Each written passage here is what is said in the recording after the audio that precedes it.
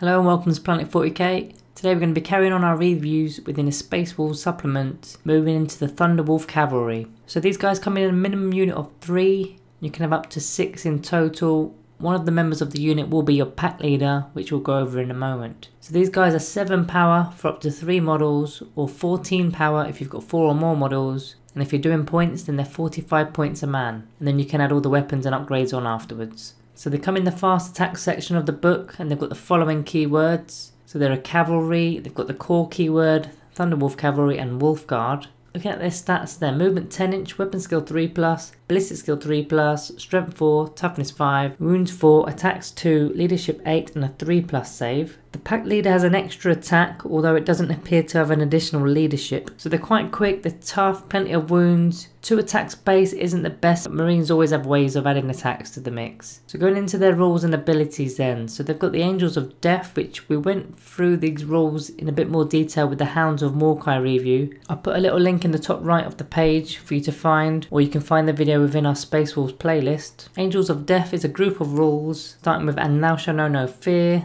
then it's Bolter Discipline, Shock Assault and Combat Doctrines. So again, if you want a more informative description of what these rules are, find that in the video mentioned. So Space Wolves actually add to the Space Marine Doctrines ability with a personal touch, which is Savage Fury. So any unmodified hit rolls of a 6 done in the Assault Doctrine will score an additional hit. So that's Angels of Death. They also have Swift Hunters, which is an ability to charge even if you've advanced in the movement phase that turn. They can also pile in and consolidate an extra inch. So the advance and a charge ability is pretty serious, as it gives these guys a threat range of 22 inches right off the bat. So you should be getting these guys into combat turn 1 and definitely by turn 2. They've then got the Space Wolves chapter tactics from the Marine Codex, which is 2 rules within 1. So firstly, each time a model makes a melee attack, if it was charged, did charge or heroically intervened, then they get +1 to their hits roll. Then secondly, all units can heroically intervene as if they were characters. So not only that, they've got they are headstrong. So if the unit does not contain a Wolf Guard model, then it must charge the nearest closest enemy unit. So in the case for your Thunderwolves, they do carry this word, so they're not bound to be charging the nearest enemy unit, they can charge anyone. Okay, onto the weapon loadouts then. There's quite a few options here, so let's get through these.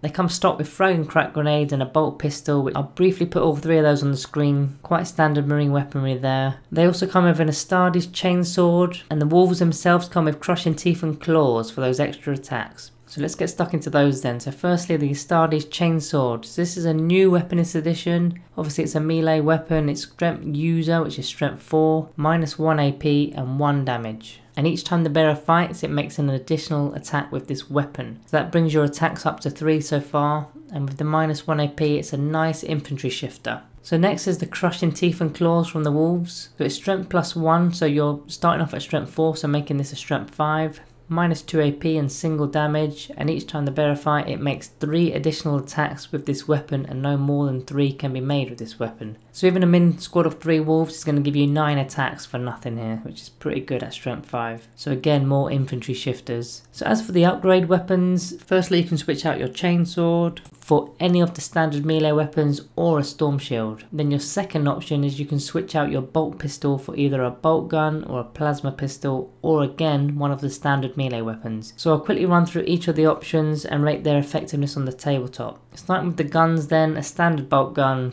24 inch range, rapid fire 1, strength 4, pretty standard gun. I'm sure you know what this does, nothing exciting there. Let's get that one out of the way. So for 5 points more, you can get a plasma pistol, which can be shot in 2 different profiles. So if you're doing it at a standard profile, it's 12 inch range, pistol 1, strength 7, -3 and 1 damage. You can supercharge it, making it a strength 8 with 2 damage, but if you roll a 1 to hit, then you're basically destroying yourself, so it's a bit of a risk there. I mean, this weapon does look okay, but I'd want to be advancing my guys as they've got the Swift Hunters ability, so shooting is going to be keeping them out of combat a little bit longer. They are nice to shoot into combat and during combat, but as I said, I'd rather go full melee. So speaking of melee, for 5 points you can get a lightning claw, or you can get 2 of them for 10 points. So they're a strength user, which is strength 4, -2 AP and single damage, and each time the bearer fights, it makes 1 additional attack with this weapon, and each time the attack is made with the weapon, you can reroll wounds. So like I said, you can use both upgrade slots here to have double claws for 2 extra attacks. -2 AP is a nice infantry killer, and you're rerolling wounds, so solid option. Both the power axe and the power mule are quite similar, both 5 points and do almost the same thing. So a power axe is a strength +2, making it a strength 6, -2 AP and single damage, and the power mule is a strength +3, making it a strength 7, -1 AP and single damage. So neither still not quite strong enough to hurt vehicles effectively enough, but against your infantry and elites not bad. I think I'd prefer the axes though, because whether you're a strength 6 or a strength 7, it usually doesn't matter too much on the wound roll. Both of them are most likely going to be wounded on 3s anyway, but that extra -AP modifier with the axe is a lot nicer. So at 10 points you can get a power fist, which is strength ×2, making it strength 8, -3 AP and 2 damage. However, each time you use this weapon, it's a -1 to the hit roll. So now you're getting into the high strength stuff here. I mean, I love strength 8 as it doubles down on toughness 4 infantry models, wounding them on 2s. And it's also usually stronger than a vehicle's toughness of 7, so it wounds those on 3s. -3 AP is taking away any effective save, and 2 damage a pop is a nice murder weapon. At 5 points you can go for a power sword, which is strength +1, making it strength 5, -3 AP and single damage. So it's going to be wounding regular toughness 4 models on 3s and barely leaves any room for a save there. It's only single damage, but you can get a lot of attacks with this, so it should be alright. Then finally, a Thunderhammer at 15 points. It's a strength ×2, making it strength 8 again, -2 AP and 3 damage. And again, you must subtract 1 to hit using this weapon. So this is the big weapon. Again, it's strength 8, -1 to hit. It's only -2 AP now rather than the power fist -3 AP, but the damage has gone up to 3 damage a pop. So this thing's going to crush anything. And to be honest, this kind of weapon's going to be going against more elite units anyway, so they're more likely going to have an invuln save. So whether it's -3 AP or -2 AP, it's not going to make much difference. However, the damage will. That's why this one's the better weapon. Then finally, you've got the Storm Shield, which is probably the most important upgrade here. It's only 5 points. You gain a 4+ invuln save and an additional +1 to your armor save, giving you a 2+ armor save. For me, this is a must-take piece of war gear. So bin off that chainsword and get more resilient. So if you're playing against a lot of infantry, then a lot of these options are quite suitable. The claws are re-rolling wounds and give you extra attacks. Power weapons all have a good AP modifier. And if you're against elite and vehicle heavy list, then go for either the Thunderhammer or the cheaper power fist. I personally love the hammer and storm shield combo. I really like to make my army as tough as possible to take down. And as these guys aren't cheap, I want to make sure that they're surviving as long as they possibly can. Having this combo however does put the price of each model up to 65 points a man, so a min score of 3 of these is going to be 195 points. But that's a total of 12 wounds that is very hard to break down. They're pretty quick and will smash through most units. So let's get a little breakdown of the maths for the Thunderhammer and Storm Shield for the unit of 3 models. So presuming they got the charge off and gained an additional attack, puts their attack up to 3 each for the normal guys and then 4 for the pack leader. So that'll be a total of 10 attacks. Now the Thunderhammers would be a -1 to hit, but as you're using the Space Wolves chapter tactics, Hunters Unleashed, if you charge then you're a +1 to hit. So now I'm going to presume as well this isn't the combat doctrine as well for the sake of these numbers, because that would make all 6s to hit give you an additional attack. So we're going to ignore that for the time being. So 10 attacks hitting on 3s is going to give you about 6 or 7 hits. And again, we're doing this based on base abilities. I'm sure there's ways to reroll things with characters and whatnot, but let's just keep it simple for now. Against toughness 3 and 4 models you're needing 2s to wound, so on average you're going to get about 5 or 6 wounds there. Against toughness 5, 6 and 7s you'll need 3s to wound, so averaging about 4 or 5 wounds there. Against toughness 8 you're going to need 4s, so between 3 and 4 there. And then finally toughness 9 right up to toughness 15 you're going to need 5s, so that will net you about 2 wounds there, possibly 3. So each one of these is -2 AP and then 3 damage a pop. So your standard toughness 7 vehicles, you're going to be scoring 4 or 5 wounds against. They might be able to make a couple of saves out of that, but even if 3 go through, that's 9 damage. And we've not even finished yet either. Don't do what a lot of players do at this point, which is forget your claws and teeth. A 3 model unit gets 9 attacks in total with these, and they're all strength 5. And this time there's no -1 to hit like the Thunderhammer, so you're going to be benefiting from hitting on 2s. So let's go again. You've got 9 attacks hitting on 2s. So you're getting about 7 or 8 hits there. Wounding toughness 3 and 4 models on 3s, resulting in about 5 wounds on average. Wounding toughness 5 models on 4s, giving you about 4 wounds there.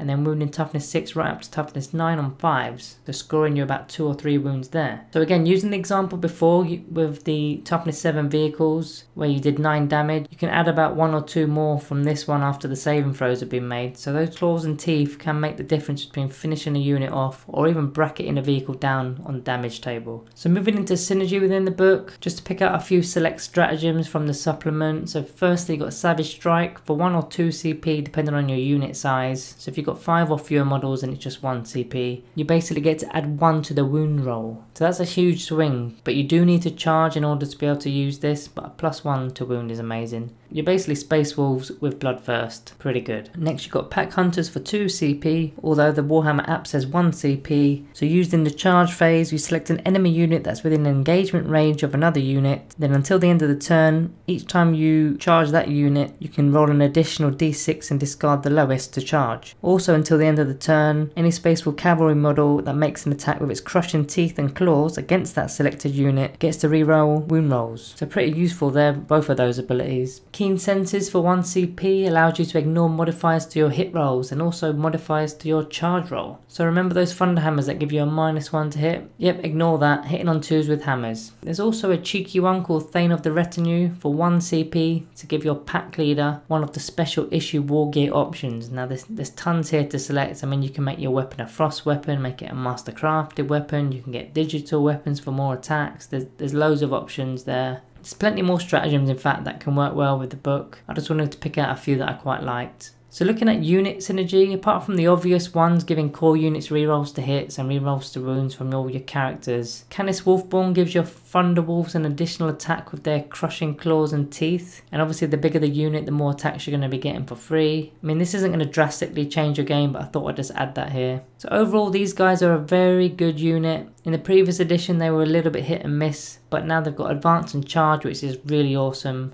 especially on a resilient unit with those storm shields and 4 wounds. And I've mentioned it a few times in other videos that I play Tyranids, and Gene Stealers have the same ability where they can advance and charge, which is mega powerful, but those things dive to a bit of wind. They're glass hammer. Whereas these Thunderhammer Storm Shields Thunderwolves with a 2+4+, toughness 5 and a movement of 10 inch, that's frightening. Then the fact that these guys have core, that is huge, as this book has an insane amount of buffing characters that assist core units. And there's also loads of them that have similar speeds to your Thunderwolves too, or even ones that can just deep strike in. The synergy here is insane. Rerolling 1s to hit is pretty easy to give. Rerolling 1s to wound is also pretty easy to give. Then using your chapter tactics to get +1 to hit too is just nasty. Another thing I like about this unit is the selection of melee weapons at your disposal. I mean, I'd always take that 5-point storm shield because it's so cheap and does so much for you. I mean, all the other weapons are quite valid. Just ignore the range choices because it's not worth losing the extra movement for. When it comes to anti-infantry, I think there's other options that you could be using. For example, assault intercessors or blood claws. The cavalry can do that job, but they're more effective against those elites and vehicle units. Also, taking a hammer and shield puts them at 65 points a model, which can get quite pricey, especially if you want a larger squad. So as for their rating, I'm going to be giving the Thunderwolf Cavalry a Planet 40k rating of 4.5 out of 5.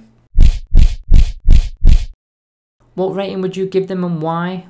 What combos do you use? Let me know in the comments below. I respond to almost every comment at present, so let's start some dialogue up for the Space Wolf community to get involved with. If you would like some more Space Wolves reviews, smash that thumbs up below. We usually deal with Necron reviews, but we're now venturing into Deathwatch and Space Wolves, so we are looking for your support. So hit that subscribe button too, not to miss out on any future videos. We are now releasing content every weekday, Monday to Friday. If you want to support the channel further, we have a Patreon service, linked in the description. If that's something you're interested in getting involved in, where you can get early access videos, there's polls for things such as the reviews we do or what unit we're going to be doing next or what the star rating will be. We also put the name in your credits too if you're in the heavy support tier onwards. If you do prefer a more in-house method of supporting the channel, then we've got a YouTube members area which basically mirrors the Patreon, but it's also got extra emojis and loyalty badges on top for being a member. Anyway guys, thank you all for watching and I will see you in the next one.